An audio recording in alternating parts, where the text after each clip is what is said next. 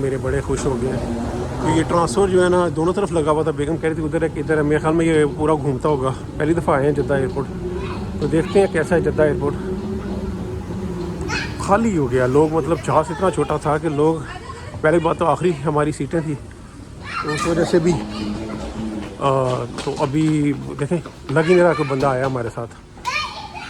पूरा एरिया खाली है। ये मेरी बेटी शुक्र है थोड़ी एक्टिव हुई है, खुश हुई है। असल में जहाज़ में बैठ बैठ के तंग हो गई। अभी कहती है मैंने जहाज़ में नहीं बैठना, लेकिन अभी हमने हाँ जी ये नया गेम इसने सीख लिया। पूछिए तो गेट पे सिर्फ बैगेज क्लेम लिखा हुआ है, ट्रांसफ़र का ऑप्शन नहीं है, तो हम आगे जा नहीं रहे, ऐसे ना फिर वापस आना पड़े। हाँ जी बेटा इधर हमने उल्टा जाना है बेटा। जबकि अगर आप देखें बोर्ड पर लिखा हुआ है ट्रांसफ़र इस साइड पर, लेकिन आगे बैगेज क्लेम से लिखा हुआ है, तो ऐसे ना हम आगे से जाएं, तो इस बेहतर है कि दूसरी तरफ ही चले जाते हैं, दूसरी तरफ निकलते हैं। और बंदा जा रहा है, मैंने इससे पूछा कि भाई ये दूसरी तरफ भी ट्रांसफ़र लिखा हुआ था तो ये क्या मतलब है? कहता वो डोमेस्टिक ट्रांसफ़र है। ये इंटरनेशनल ट्रांसफ़र है। मतलब कोई समझ नहीं आई। वो शायद बैगेज ही था, उन्होंने शायद पुराना सिस्टम था उन्होंने बंद कर दिया, अब उसको सिर्फ बैगेज कर दिया है। तो ये जो है ना अब हम जाएंगे इंटरनेशनल ट्रांसफ़र की तरफ। हम अच्छा भला उधर चले गए थे, अब हम लोग अपने मंजिल की तरफ रवां दवा हैं। लेकिन बहुत ही देसी लुकार, ये लोग है ही नहीं है एयरपोर्ट के ऊपर, मुझे देखने में दिख ही नहीं रहे। अगर आप गौर करें पूरा एयरपोर्ट खाली है। बस मेरे बच्चे जो है ना ये एंजॉय कर रहे हैं। ये भी इधर आ रहा है बेटा, नहीं इधर आ रहा है, जन्नत इधर आ रहा है। एक तो एयरपोर्ट इतना बड़ा है, खाली है, ऊपर से ये भी जो है ना अपोजिट चलाई हुई है भाई, मुझे समझ नहीं आ रही। हम बस उनकी बात पर निकल पड़े हैं, समझ ही नहीं आ रही लोग किधर निकल गए हैं। हम आखिर थे जहाज़ में। हाँ जी वो पीछे जा रही है, तो हमें पता ही नहीं है भाई। हम बस एयरपोर्ट की तरफ लगे पड़े हैं और ऐसे लग रहा है कि बस ये ना ख़त्म होने वाली जो है ना राहदारी हैं, और ये नहीं ख़त्म होती। बस हम जा ही जा रहे हैं, जा ही जा रहे हैं, जा ही जा रहे हैं। पिछली कोई 5-10 मिनट हो गए हम लोग बस जा ही जा रहे हैं।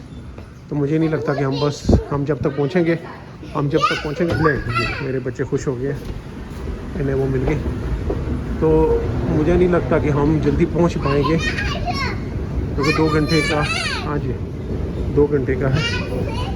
ये मेरी बेटी जो है ना ये एंजॉय कर रही है ये चीज़। ये देखें कहती है स्टॉप कर लें यहाँ पे, और ये ऐसे जो झटका लगता है ना ये इसको मज़ा आता है, तो भाई जो भी आए जद्दा एयरपोर्ट, तो वो अच्छी एक्सपेक्टेशन न रखें। दुबई के भी एयरपोर्ट बड़े हैं, लंबे हैं ना, पर रौनक हैं। यहाँ पे तो देखा ना सिर्फ खाली गली और कुछ भी नहीं। बस आपने जाते जाना है सीधा, और वो भाग रही है और उसको चोट ना लग जाए।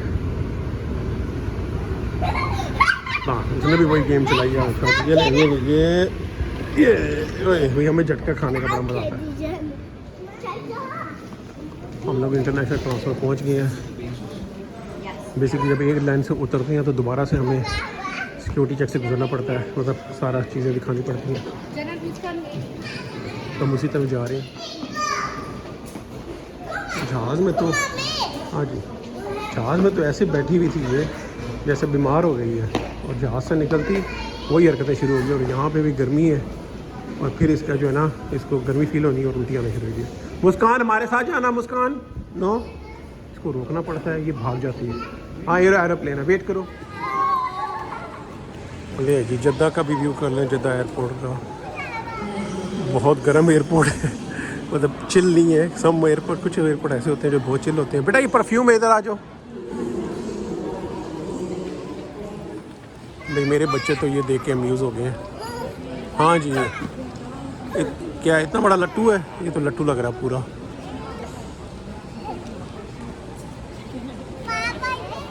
हाँ जी एयरपोर्ट के ऊपर ही मैकडोनल्ड भी दिख रहा है, अल्बैक भी दिख रहा है, और अल्बैक इंशाल्लाह वापसी पे देखेंगे अगर हुआ तो। अभी तुम्हारे पास टाइम नहीं है, हम लोग बस जाएं अपना। अच्छा जैसे गर्मा गर्मी वही एयरपोर्ट में दिखती है ना, वैसे ही कोई ख़ास नहीं दिख रही। तो बस वो भी मैंने पूछा है तो उन्होंने कहा A41 की तरफ जाएं, लेकिन ये सेंटर हब है, यहाँ से आई थिंक सब कनेक्ट होती हैं। तो हम लोग जद्दा एयरपोर्ट पे बैठे हुए हैं। मेरी बेटी जो है उसकी बस हो गई है बड़ी की, इसकी एनर्जी अब तक ख़त्म नहीं हुई है।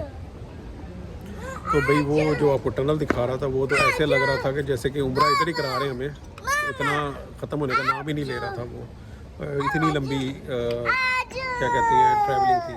और इसका जो है ना, इसको दोबारा से जहाज़ में चढ़ने का शौक़ हो रहा है। कहती उठो, बैठना नहीं है बस, इसको तो इतनी जल्दी है नानी दादी के पास मिलने की। कहती अभी पहुंच जाए हम लोग। कहाँ जाएं? जाना कहाँ है? नानी दादी। तो बेटा वो प्लेन पे जाएंगे ना, अभी प्लेन आएगा तो जाएंगे ना।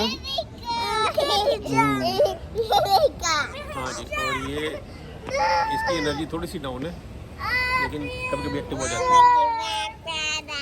तो मैं बता रहा था वो इतनी लंबी राहदारी थी ना, इतनी लंबी थी कि भाई मुझे लग रहा था उम्रा इधर ही करा देंगे ये लोग। ठीक है, मुझे लगता है कि सऊदीया का चक्कर लगवा रहे हैं, क्योंकि बंदा तो बंदे की ज़ात दिख रही थी अगर आप देखें।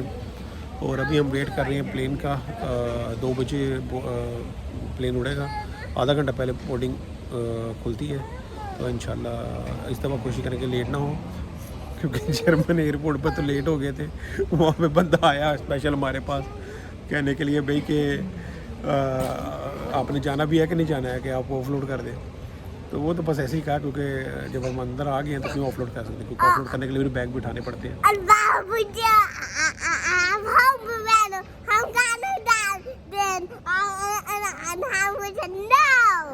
पता नहीं क्या बोला। अच्छा, और रोज़ा जो है ना जहाज़ में भी रखना आसान काम नहीं है, बड़ा रोज़ा लग रहा था और बड़ा टाइम लगा रोज़ा खुलने में।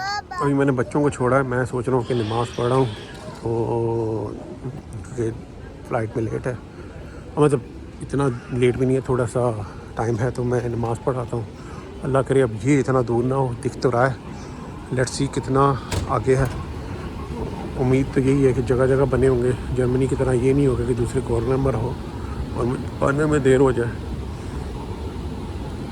बाकी एयरपोर्ट बहुत ठंडा है, मतलब ठंडा मतलब लोग नहीं है इतना, या तो एयरपोर्ट बड़ा है इसलिए लोग नहीं दिख रहे, या फिर मुझे नहीं आइडिया, मे भी सिर्फ सऊदी की लाइन है तो इसलिए भी लोग कम है, मे भी दूसरी जगह पे ज़्यादा हो, क्योंकि इनके 2 एयरपोर्ट है ना, टर्मिनल 1 है और टर्मिनल आई थिंक जो 2 है, इसलिए नया एयरपोर्ट बना है।